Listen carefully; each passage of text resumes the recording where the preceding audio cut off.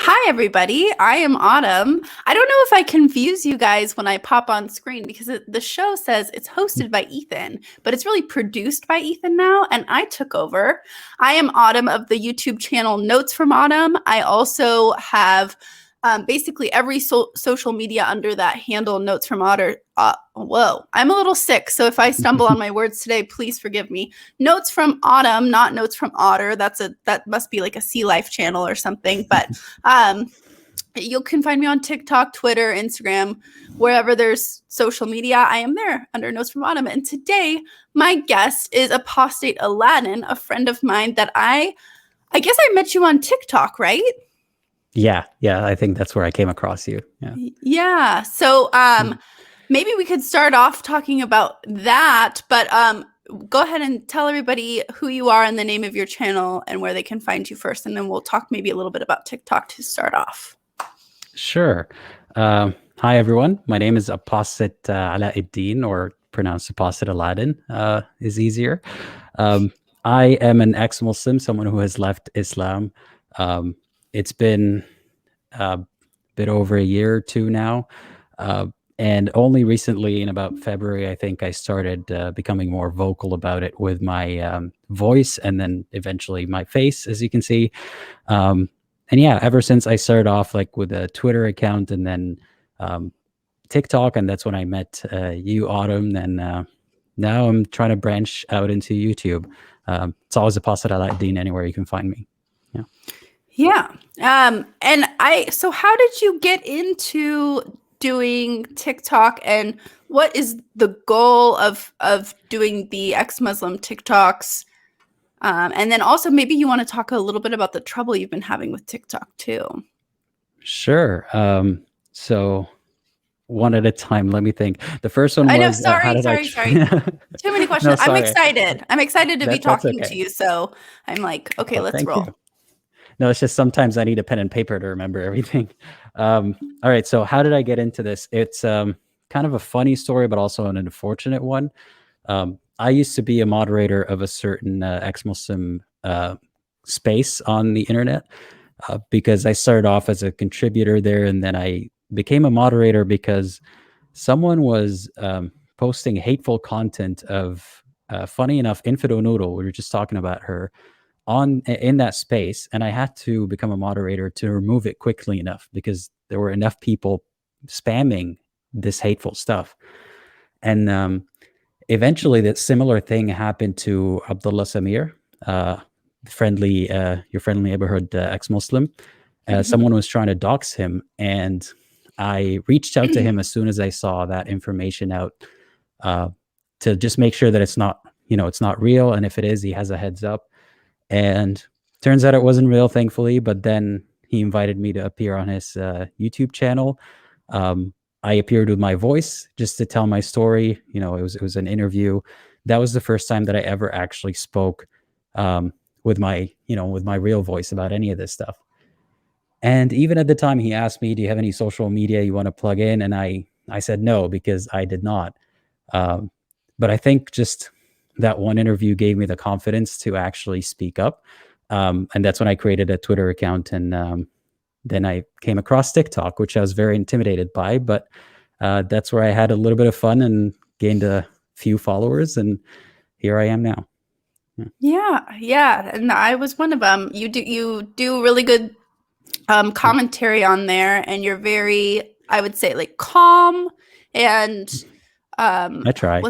Like not too inflammatory, I would say, which is like I find it to be like a useful tool sometimes when people like are really just going for the throat with bad ideology, right? Because like we do want to rid the world of bad ideas, but at the same time, I think that more calm approach can be useful as well, because if somebody already has preconceived notions about an apostate from particularly Islam, then it might cause like cognitive dissonance, or it might cause them to question the narratives they've been told about apostates if somebody's coming at them with like a more calm approach. Sorry, I keep saying the word calm because it's the only word that's coming to mind. I don't know. My cold is making me a little strange today, guys. But yeah, so that's really awesome. And then I know that you have had to make several accounts for TikTok because, like, so we're friends with a bunch of atheist creators on TikTok, and I know it's like a reoccurring problem where atheists are kind of, I don't know, would you say discriminated against on TikTok? How would you put it?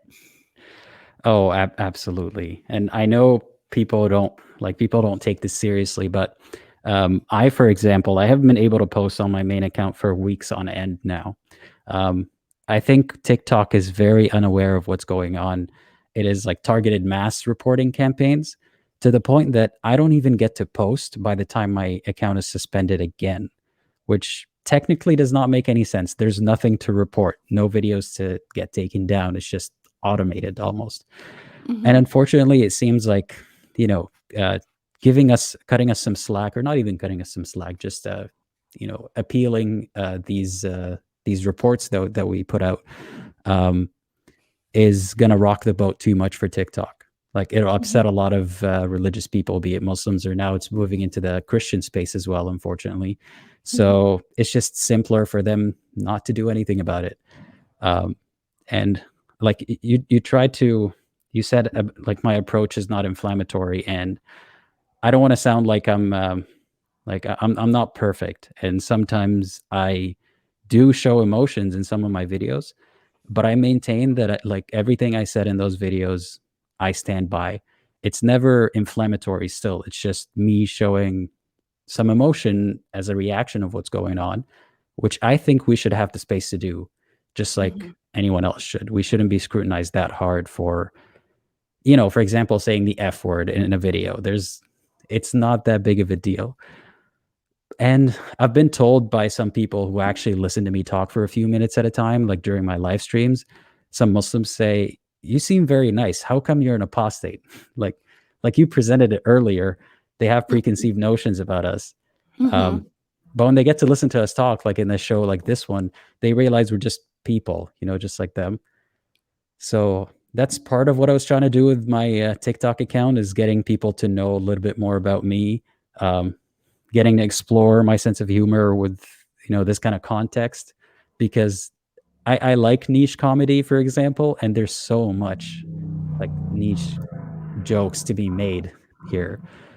So yeah, part of it is just to have fun with it and to normalize this idea that, you can make fun of religion without it being blasphemy that you should be punished for. But we're a long way from that. Yeah, and with the satire stuff, I can totally relate, because it's like I really like to make parodies and satire and be silly on my TikTok account too, specifically. Like, I make a few jokes on YouTube, but I feel like I do more of like the comedy stuff on TikTok, and I feel like that is really cathartic for people who have had the same experience as you. But then what the problem is like, if you're doing it on the same platform where you're trying to have a dialogue with people who still believe, then that crosses over into the like, you're so terrible and mean, and like, because it's hurtful. At the time, I remember being hurt by satire against Christianity, so like I get where they're coming from, but at the same time, it's like it's a good tool kind of too, because like sometimes jokes put things in a perspective where you're like, oh, like maybe that is like a little bit fucked up. Like maybe there is something wrong with what I believe or what I do, So it's tough. It's like everything's very complicated. But all that to say, I totally understand. There was one thing I was going to ask you. Oh shoot, it's escaping me. Okay, so tell me about what you're currently doing. Like, what are you up to right now? In terms of like my persona online, is that what you're asking, or just like what general? you're up to? Yeah, like what you're up to on YouTube, on TikTok. Like, what kinds of content are you focusing on, or do you not have a particular focus? So it keeps evolving as I go, because like I said, I had no particular intention to start doing any of this stuff. I kind of keep stumbling into new things every now and then. So it changes with time. Right now, because my activity on TikTok is very limited, I haven't been doing a lot of that, but occasionally Mhm. I do live streams on TikTok where I get to speak about a certain topic. In a way, it's like Ask an Atheist, except I'm asking myself the questions or the audience is asking me questions. But Mhm. usually, even those, they turn really hostile when certain people find my live streams and then they start interjecting and so on. So I'm trying to work on switching to YouTube where I'm doing a show similar to this one where it's I'm supposed to just be having chats with other people, whether they're ex-Muslim, maybe even Muslims in the future if they would like to, come to my show. And it'll be about everything from religion to just our day-to-day lives to kind of try to humanize us and let people realize that, we do have a personality outside of talking about religion, because unfortunately they don't listen to us when we start talking about things that don't have to do with religion. um, and we keep getting accused of only like focusing on this subject. So I'm trying to branch out a little bit there. Yeah, because they'll be Yeah. like, "Oh, your whole life revolves around being an ex-Muslim." Like they do that to Christians too. It's the same rhetoric on both sides. It's like, "Oh, like how come if you left the religion, like why are you so obsessed with it?" And it's like, "No, this is the kind of content I make because I'm an activist. It's not my actual whole life, right?" Like I'm sure you feel similarly. It's like we do have a whole well-rounded life outside of doing this kind of content, but if, like unless we're showing it, then I try to do the same thing on my Twitter just to relate a little bit to you. Like on my Twitter, I'll be like talking about hobbies that I enjoy, like roller skating, surfing, that kind of Mhm. stuff, just to kind of like throw it out there that I'm putting all this like anti-Christian stuff on there, but I also am like a real person. So I'm sure you can relate. And I was going to say too, before we move on from talking about the TikTok thing too much, I feel like one could watch us and feel like, oh, what's so important about being like discriminated against on TikTok? It's just a kids app. There's kind of like already the stigma about TikTok being like stupid or silly. But it's like, don't you feel like it is such a useful platform? And it's also a metaphor for like how real life is in Muslim majority countries. It's like the your voice gets overpowered, and so this is just like symbolic of the overall experience of being an ex-Muslim. Am I right? I'd say it's even more than that. So if you look at it just looking at TikTok alone and you think, so what, you can't upload, joke videos. It's not the end of the world. But the problem is that like when you extend it to every other platform, like certain people are being kicked off of Twitter for accusations of hate speech and so on. And I've seen the material that they're accused of being, hateful with, and it's not true. And when this censorship goes one way just to appease, a larger group of people, it's dangerous, because it's not about one platform. It's about so many platforms. And in today's world, that's what we have. That is our means of communication. We do not go like we don't really have a speaker's corner everywhere in the world. We don't interact outside of the media. And when that gets taken away from us, it's also worse for believers, because they just keep hearing their opinions echoed around them with nothing to challenge them. And you were saying it's a metaphor about how like ex-Muslims are treated in the Muslim world. That is true. And again, it may seem silly because we're not being physically assaulted. I mean, some of us are, but if I'm not able to upload videos, I'm still not being detained in a jail or something. But it's scary that it's gotten outside of the Muslim world and it follows us into other places.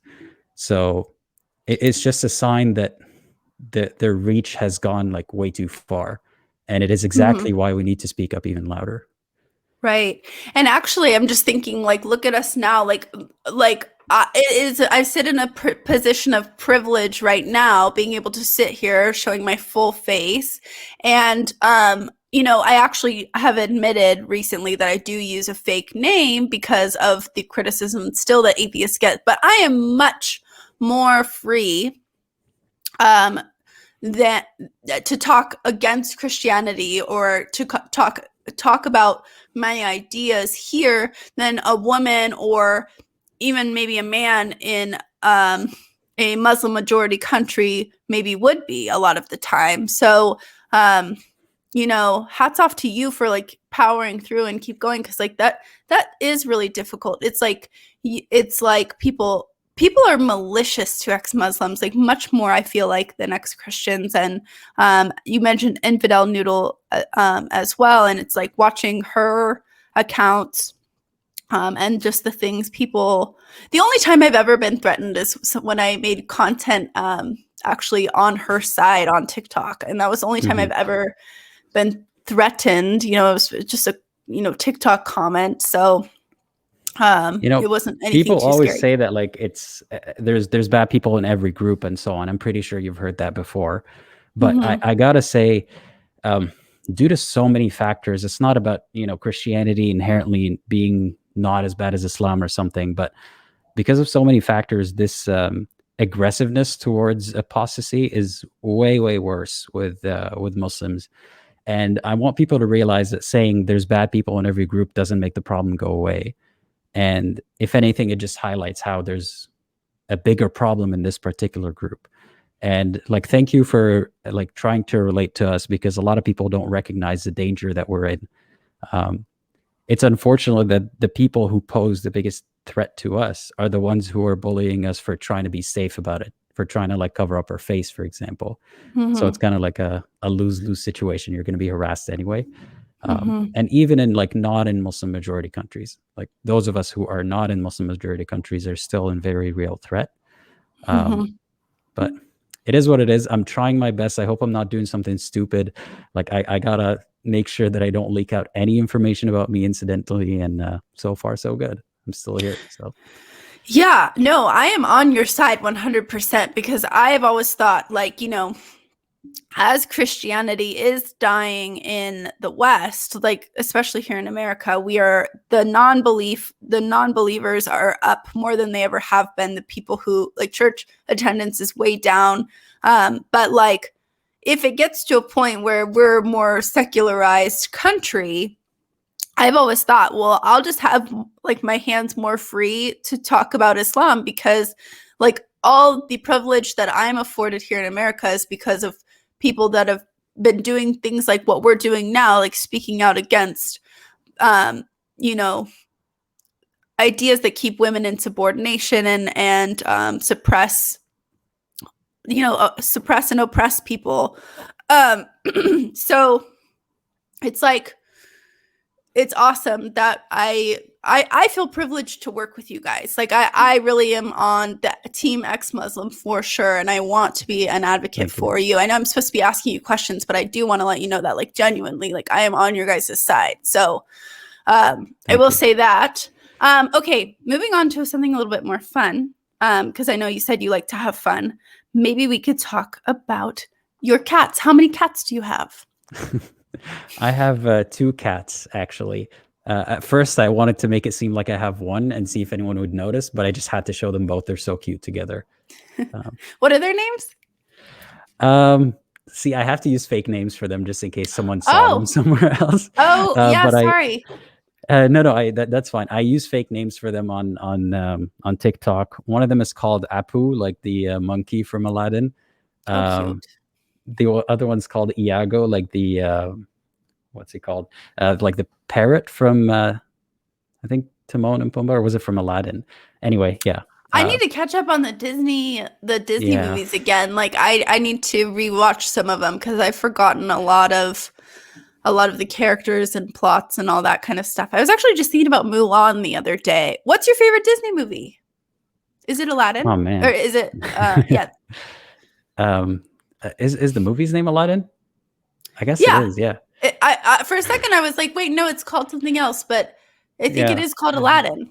See, that's how like I should know. I work with like young children as my job. I'm like an early childhood educator, and I don't even know. But do you like Disney? Yeah, somewhat. Like I think the one movie that really stuck with me, because when I was younger, my mom recorded it over VHS and we watched it like over and over again, because we didn't have like a lot of TV channels at the time. But it was Cinderella, like the old one, the old animated movie. and I watched it dubbed in Arabic. And believe it or not, Disney has a whole like Arabic division that they like dub Arabic audio over movies and cartoons and whatnot. And sometimes they're funnier. Like sometimes they're actually funnier than the English version. Oh, Um, really? yeah, it's a That's different, like it's interesting. a different kind of pop culture flavor of jokes. But it's funny when I watch them again now in English, and I'm like, huh, I never really like I didn't actually watch the same movie you guys did. Uh, yeah, so Yeah, I guess that's it's my favorite just because it comes to mind. That's all. that's really cool. I'm glad I asked that question. I learned something new. Yeah, I really liked Cinderella as well, although I feel like it gave me like weird expectations as a woman that like a man was going to save me. Like I feel like Yeah, you know what I'm talking about, like that yeah, like yeah. overly romantic I don't know, narrative is the word that comes to mind. It's very Cool. outdated. It is very, very outdated. That's for sure. Yeah, yeah. Yeah. Like I actually want this. Okay, forgive me. I do want to say this. I want to rewrite the lyrics to. Have you ever seen the movie Sound of Music? No, but I've heard a lot about it. Okay, well, there's Yeah. this one song in the movie The Sound of Music where it's 16 going on 17, and it is really sweet. It's like this teenage couple that falls in love, but it's very old school. Like the guy is going to take care of the girl is going to rely on the guy. It's just kind of like it's just not feminist enough for me. And so I was like, I want to it's my niece's favorite song from that movie, and it's her favorite movie. And I was like, oh, I want to rewrite the lyrics to like a more feminist version of that song for her. Make So some that, kind of cover or parody of it or something. yeah, because I can like Yeah. kind of, not right now, I'm sick, but I can like kind of sing. So do you do music at all? Oh, not at all. But I am very like I did one very short TikTok, like a few lines where I rapped something as a joke. And it sucked, but I want to do it again. So if you come across something like that and you cringe, then know that I knew that was going to happen, but I wanted to try it anyway. Uh, but no, I do not sing. No. Yes, post your cringe. You got to try things. Like I did the same. I did a little rap and it was cringy as well. But at the same time it was kind of cool. I don't know. I always like my cringe. Like I am a dork and I embrace it, and I think I'm fun. So I don't know. And I think you're fun too. I Thank think you. it's good to try new things, and it's like life is short. Just post your cringe, you know? Like, Well, right? you should also be mindful of like cyberbullying, but like don't let them stop you. But I think I've gotten to a point where I've been like called so many names and stuff that it does like I've grown a thicker skin. So thank you everyone who's been insulting me lately on, on the internet. So when I do something silly like that and I get like a lot of made fun of a lot or whatever, it doesn't get to me anymore. I had fun doing it, and that's what matters. And some people might appreciate it, some people might not, but this is kind of I don't know, not to get too pompous, but this is kind of like artistic expression in a way. So Mm-hmm. Yeah, yeah. I would say it is an art form. TikTok is art. Wow, we're coming up with all kinds of good things today. TikTok is art. Post your Yeah. cringe. What else? What other advice? What advice would you give someone who wants to start out making Oh either boy. ex Muslim or atheist content, or starting a TikTok? It could be just comedy too, but give us some advice here. So I don't have any like generic creator advice because my TikTok space is very unique. I'd say even very different from like atheist TikTok in general. Um, like some of the things that get me a lot of views that I don't do, like I don't do intentionally, but um, like some things just get me a lot of views, but from not the audience that I want. Like they get Mm-hmm. me a ton of views from people who just come to like engage in a harsh negative way. So my formula is very, very different than other people's. But if I were to give advice to someone who's starting, let's put it like specifically the ex-Muslim, I don't know, activism or being vocal about it. Number one is obviously make sure that you're safe. Don't take risks. Don't show much more than you need to. You need to assess your life and know how much danger you'd be in. It's unfortunate that we have to do that, but it is what it is. And, you got to be careful. And also don't get too sucked into it. Whatever like kind of content creation that you're making. I guess that's a generic one. Because social media can get addictive. That like red dot, that incrementation of notifications, that's just don't get sucked into it. That's what I'm gonna say. Oh gosh, maybe I need to take your advice. I have like a well, because it's like I'm on every platform and I really, really care about this stuff and I really enjoy it. But I don't know. I feel like I'm doing an okay job of balance. Like, I hold down a job, I pay my rent, like I have friends still, so I think I'm doing okay. But I could probably back off a little bit more. Okay. I think like the COVID times have given us all more like free time to do this kind of thing. So when we go back to normal, like, I don't know, depending on where you live, it'll be like a readjustment back into spending less time on the internet. I hope so. We'll see. Maybe you'll see viewership like go down on all videos for all people because everyone's going outside more. It'd be like a good and a bad thing, I would say. Like Yeah. bad for us, good, healthy for people, right? Like, Yeah. okay, so I want to quote Anthony Magnabosco. Do you know who that is? No, to be honest, I don't. He's an atheist activist who focuses a lot on street epistemology, which is a way of asking questions to ask how people like form their beliefs or how people know what they know. I think I know him. Yeah.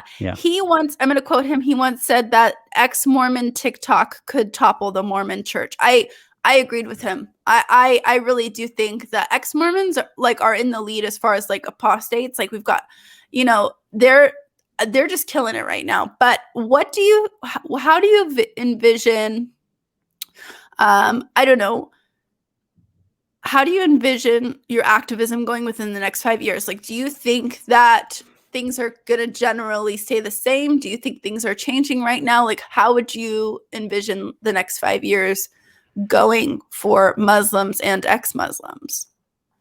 I know that our voices are going to get not necessarily louder, but there's going to be more of us.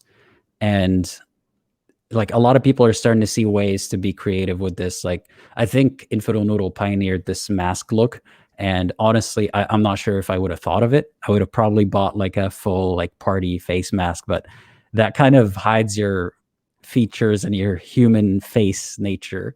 But I think people are starting to figure out how to do this safely. The internet is an amazing tool.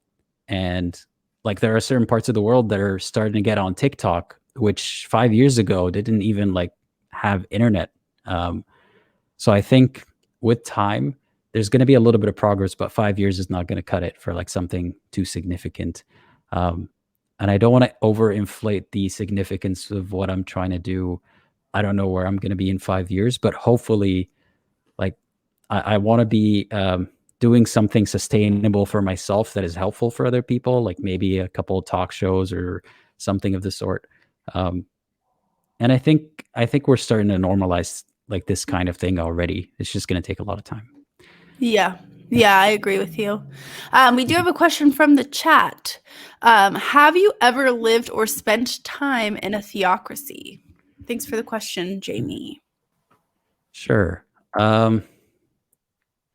So let me see. How would you define theocracy exactly? Like would what's it called? A kingdom be a theocracy? I was asking the question to be polite. I'm gonna Google it right now. Because I don't know. Oh, okay. I just Googled it and I see that Saudi Arabia is on the list as a theocracy. So yes, I did I lived in Saudi Arabia for most of my life. So I did live in a theocracy. Yeah. Well, how is it defined? Tell me, educate me. So Mr. Google says, or I don't know, Ms. Google says, theocracy is a form of government in which a deity of some sort is recognized as a supreme ruling authority, giving divine guidance to human intermediates and so on and so forth. Okay, these are words I need to know. If I'm going to be doing atheist activism, I need to know this. So thank you for the question, Jamie, because I'm like a little behind there, I guess. Okay, good. But we're learning new things. It's great. All right. Any closing thoughts before I do like our announcement and thank our patrons? Like, please plug yourself. Is there things that you'd like people to know? Just go for it. I'd say if you're not in the whole like Muslim ex-Muslim sphere, it might still be interesting to learn about like some of the things that I will tell you just about my life in Saudi Arabia would be mind-blowing to someone who's never heard them before. It is interesting, or it can be, so give it a shot, I'd say. And it's good to know that there are some people out there who are kind of looking out for us as well. So please follow us. Like my socials are all Apostate Aladdin. And on TikTok, always try to find my backup accounts. Like I'd have like a 1.0, 3.0, whatever. So just go to my link tree wherever and just follow me wherever you can, please. Just so that like I want to diversify which platforms I'm on, just so when I'm silenced on one, I can go to another. Yeah, and thank you for having me. Yeah, and if you're ever silenced like on too many platforms, you can just have mine. You can come on my channel, and like we will make sure you have a platform. I'm on your side, so please. Okay, I do want to thank our patrons. So we've got Cindy Plaza, Kenneth, Leonard, Skye, JumpandShoot, Oz, P, Secular Rarity, Philip Leitch, Kaitlyn Beyond Toast, Richard. Oh my gosh, he told me before the show. Gilliver, Sunset Sarge, The Blazing Wizard, Pope, and Ameet Mathew. Thank you so much to our patrons. Please like and subscribe to this channel, Ethan's amazing channel, and please don't let his hard work go to waste, because he works so hard on the show as well, even when he's not on screen. And just remember that the pickup line does go live very soon with Hannah Vaughn and her boyfriend Holy Kool-Aid, or Thomas, whatever you want to call him. And Ethan saying I'm very sweet in the chat because I'm pumping him up too. Go our team. I love all of us. We're all great. So subscribe to all of us. And thank you guys so much for watching.